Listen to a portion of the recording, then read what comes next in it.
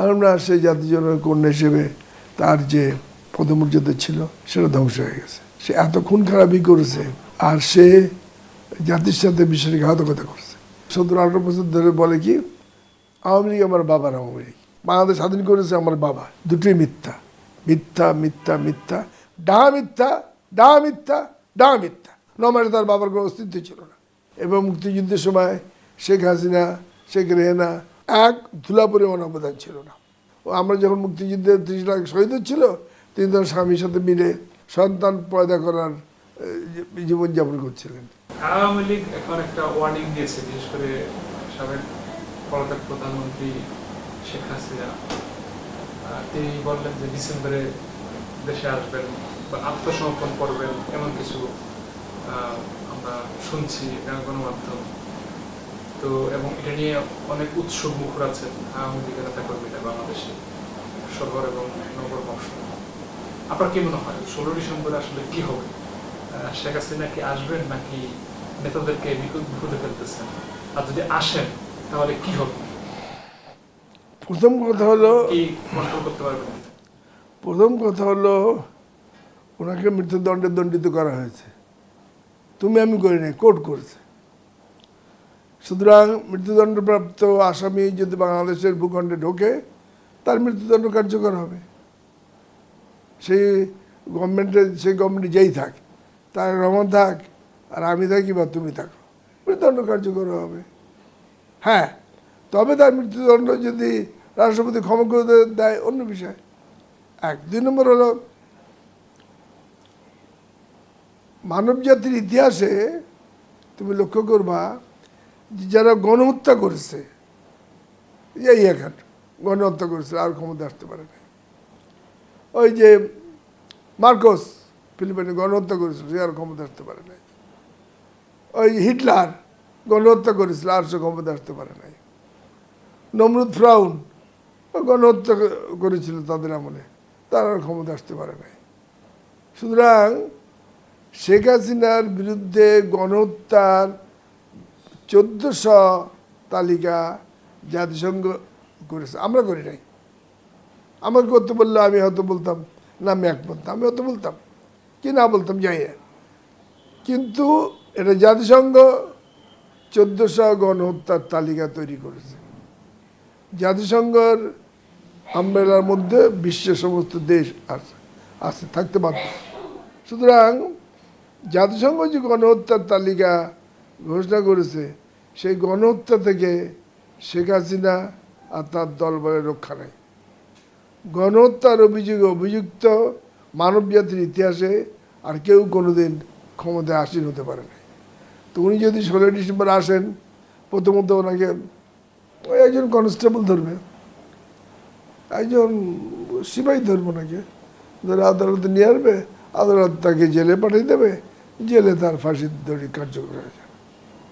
এটাই হবে।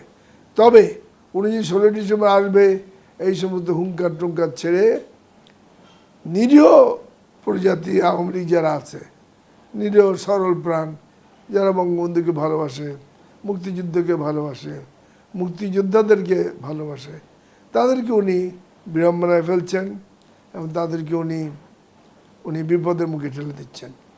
বস্তুত এ বিষয়ে আমি আমি আমি ডিটেল একটু বলতে চাই, ইফ ইউ পারমিট। আমি এই গত ঈদের আগে আমি আমি আমি দিল্লি গেছিলাম।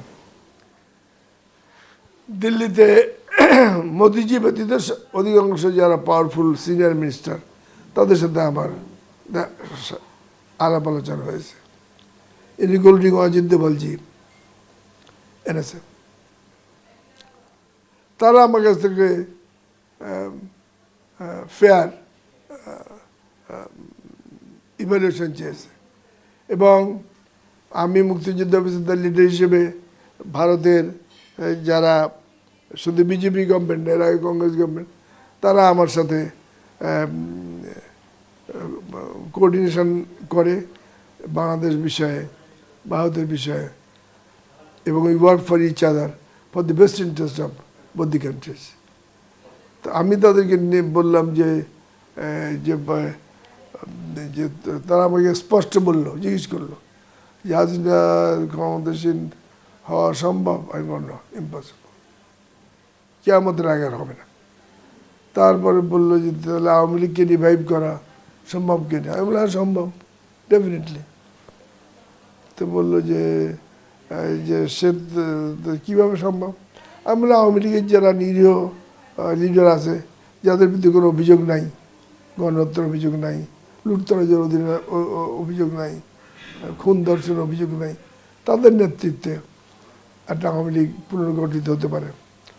তো তারা আমাকে জিজ্ঞেস করছে তুমি কাদের সাথে কী কথা, আর আমিও বলেছি, তারাও আমার সাথে বলেছে। যেমন প্রেসিডেন্ট আব্দুল হামিদ সাহেব, সাবের হোসেন চৌধুরী সাহেব, ওই বীরুত্তম কাদের সিদ্দিক সাহেব, ওই সেলতাজ সাহেব, বা আওয়ামী লীগের ওই যে শিরিন শারমিন ডাইরেক্ট হয়নি, তার আরেকজনের মাধ্যমে এদের সাথে আমার কথা হয়েছে। তারা নতুন আওয়ামী লীগ ফর্ম করতে চায়, যেহেতু আওয়ামী লীগের নেতৃত্বে বাংলাদেশ স্বাধীন হয়েছে, মুক্তিযুদ্ধ হয়েছে, তারা আওয়ামী লীগের কোটি কোটি ওয়ার্কার আছে, তারা চোখের পানি ফেলতেছে। তাদের দল গেল কোথায়, নেতা গেল কোথায়, দল নেত্রী শূন্য, নেত্রী আমাদেরকে ফেলেই চলে গেছে আগুনের মুখে। এখন আমরা আওয়ামী লীগ নিয়ে আবার দাঁড়াতে চাই। তো এরা নেতৃত্ব দিতে মোটামুটি নিমরাজি আছে, কিন্তু তাদের পয়েন্ট একটা, আমাদেরকে শেখ হাসিনার সম্মতি দিতে হবে।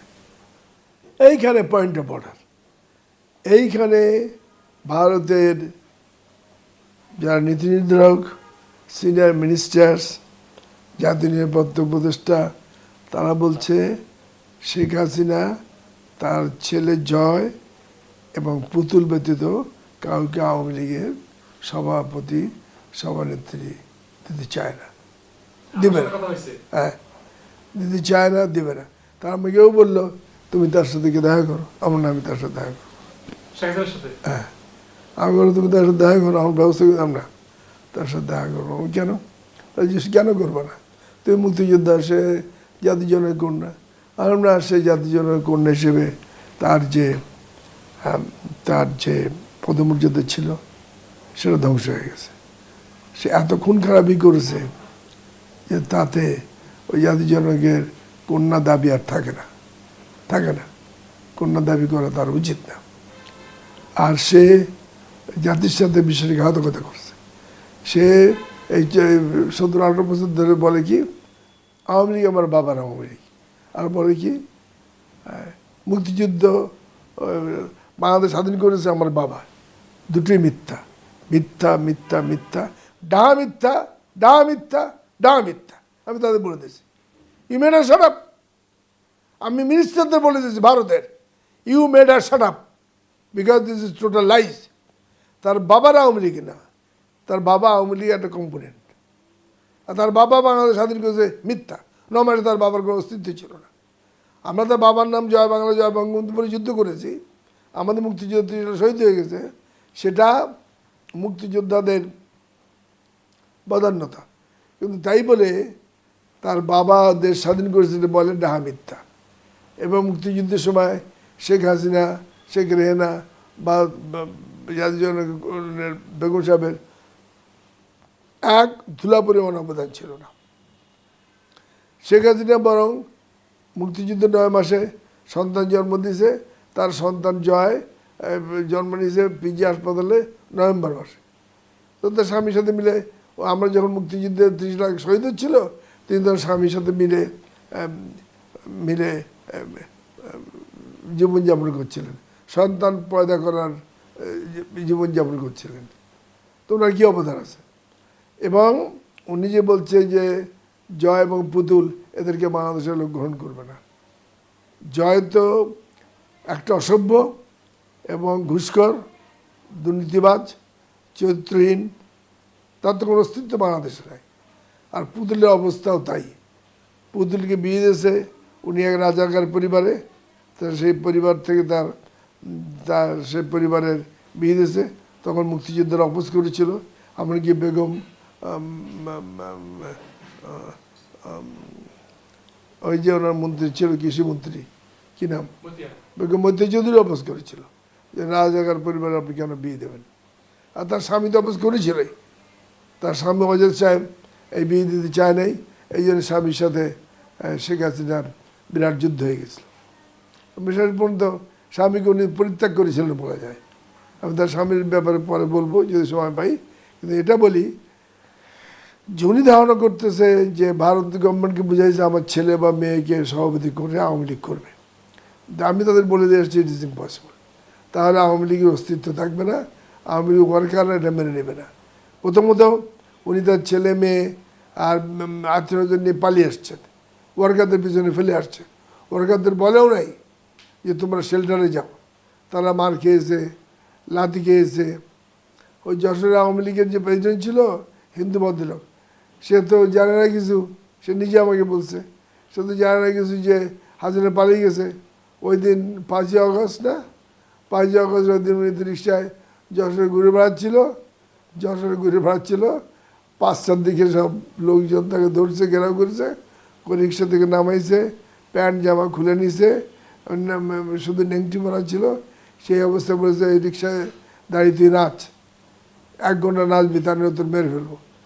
তখন সে দেখছে যে না নাচলে তো আমার আজকেই মৃত্যু পথযাত্রী হতে হবে।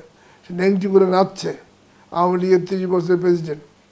তারপরে কিছু ভালো থাকে বিএনপি সবার মধ্যে, তারা পরে তো জামার পরে তার বাড়ি দিয়ে আসছে। তো এই যে পরিণতি আওয়ামী লীগের করেছে শেখ হাসিনা, এটা মানুষই করে? এটা তো কোনো মানুষ করে না।